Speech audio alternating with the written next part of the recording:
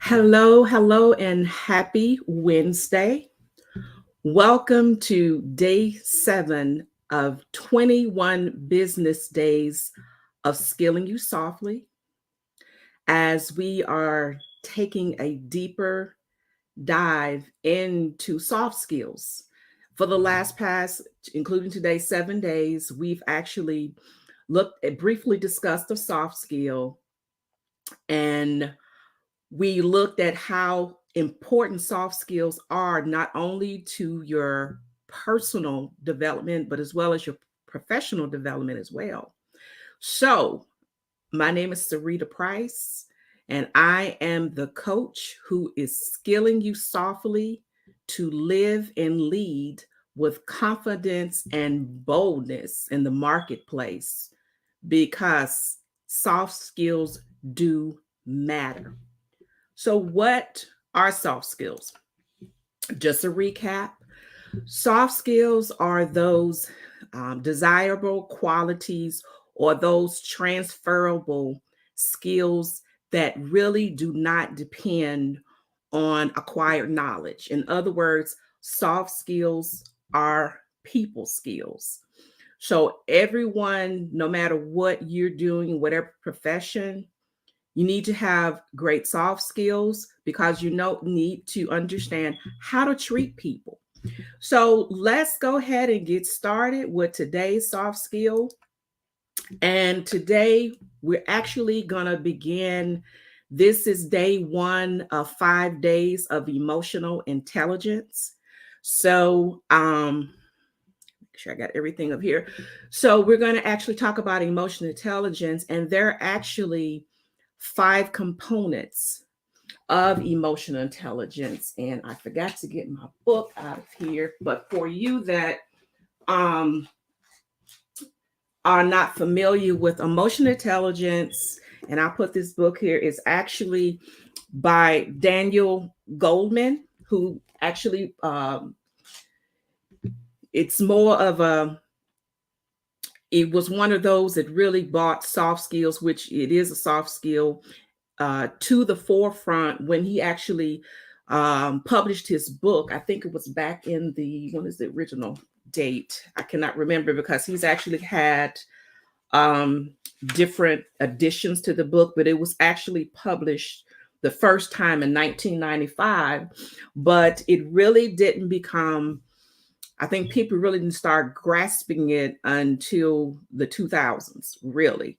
But emotional intelligence is actually the capacity you're aware of, the capacity to be aware of, to control, and really to express your emotions, to handle interpersonal relationships. You want to handle them wisely and empathetically. And we talked about many of these. You'll see, like I stated earlier, you'll see soft skills within soft skills. So all of these are connected.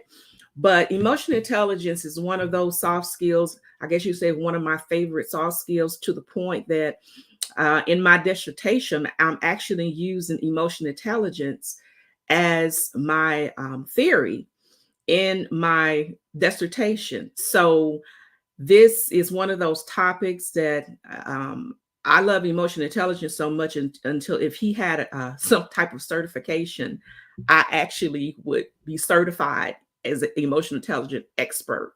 So we're going to spend the next 5 days on emotional intelligence because there are different components of emotional intelligence, which brings me to my next slide. Emotional intelligence have different components: self-awareness, self-regulation, motivated, empathy, and social skills. Now, give or take, I've seen some different components and maybe add one more. I've seen one as far as balance, but the one that I really focus on are the ones that they're stated in his original book. But what we're going to take a look at today, as far as emotional intelligence, is self-awareness. This is the first one we're going to actually talk about today. And self-awareness, of course, this is one of those components that I live by personally. And as a leader within an organization, to be emotional intelligent. And let me go back. I can't skip past this. If you can see this, I found this quote. I love this quote, and it's so true. It says that your IQ would get you hired, but your EQ, which is your emotional intelligence, will get you promoted. And that is so true. One of the actual days I talked about the I can't remember actually which soft skill. I talked about an example of, going from being a task oriented person, leaving that role to become a supervisor, which you're supervising people. That's where your majority as a leader, you spend most of the time leading your team. So you need to be self-aware. You need to be aware of your expertise and areas of opportunities. You need to know your strengths. You need to know your weaknesses. And one thing I love about this, knowing your weaknesses yet without restraint. So what that means is, even though I know what my weaknesses are, and one of the things that I live by, I even created an acronym which has self-awareness in there, is, you need to know yourself. I know my triggers. I know my areas of opportunities, but I don't allow them to keep me from doing the things or striving to fulfill goals or striving to help people in my area expertise. I don't allow that. I still have area of opportunities. We all do, but I am aware. I am aware of not only just work behavior. I'm self-aware of my personal attitudes, and as far as things that make me happy and things that I don't like, or being aware of other people's feelings of situations, because being self-aware is very important when you are dealing with people, especially because you have to understand what are some of the things that's why when I have a training class or sessions, at the end of the sessions, I'm always sending out surveys, because I want to know what was done well, what did you like, what did you did not like, what would you like to see for next training, or what would you like to see changed, because we all need to be um, know these things in order to develop and grow, the same way in your personal life. So being self-aware is important. Aware of what environments are optimal for work style. You need to be aware, and I talked about this. I think I mentioned this probably out of all these days, 5 out of the 7 so far, that you need to be aware of the environments. What works for you? What is good for you? What is not? There's nothing, the most worst, the thing that is takes up a lot, wastes a lot of time in life, is being in a career, being in a whatever relationship, no matter what it is. And it's not the environment that you feel comfortable in. It's not an environment that work for you. It goes against who you are and your principles and what you believe in. But you are afraid to leave that job because, well, I need a paycheck, which you do. And I'm not saying please don't leave your job. Just, look for another one once you actually obtain employment with another organization. Then you give your 2 weeks notice. But some environments or may not be conducive for you. I've had situations that I've worked in jobs that it wasn't for me. Right before the pandemic, I was at a position at a job that I was stressed. Um, my blood pressure was 174 over 100. Yeah, I'm surprised I didn't stroke out, but my doctor put me on leave. It was stressful. I was being attacked. I wanted to do my work, but it wasn't a good situation. So I knew that I had to do something else. So you have to find the environments, be aware of your environment and what works for you, what work style. And I always tell my younger students or my mentees that I mentor, especially ones in college, don't ever learn early, because I wasn't really taught that in my generation, which I'm part of Gen X. We were taught, go get a job, you stay there, you don't leave, you retire. And it's very rarely now you find people anywhere stay in a job past 5 years. So, entrepreneurship, that really wasn't a thing, which was kind of strange because my dad was an entrepreneur, but he had a full-time job. He actually had a business on the side. He was actually a licensed plumber. So entrepreneurship, my oldest brother was an entrepreneur as well. But it was just like, you go to work, go work a job, you come home, whatever. And as the last 5 years, that was not working for me. That wasn't, I mean, it just wasn't working for me.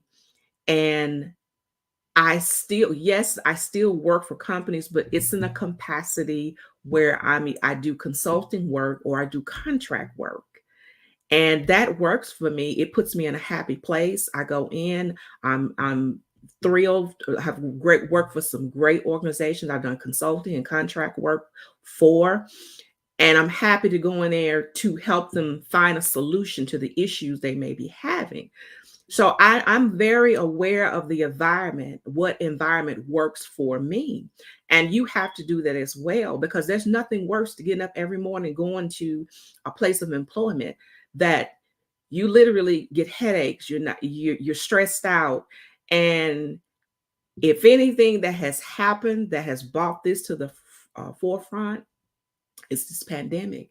People are tired, they're burnt out, they become aware of self and what works for them and what does not work for them. So, that's why there's a lot of jobs out there, and a lot of employees are trying to fill these positions. And, different industries, depending on what it was. I always talk about the great resignation.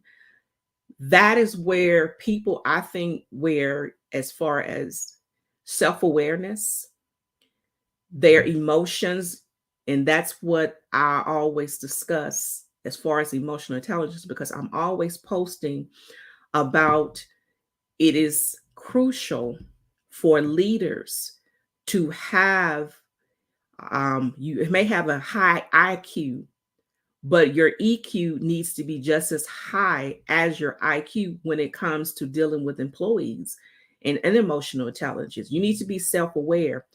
Pay attention to your employees, know what's working. You can look at the numbers and tell if productivity has gone down. And I'm going to be talking about this probably almost all 21 of these business days, because it's just a fact.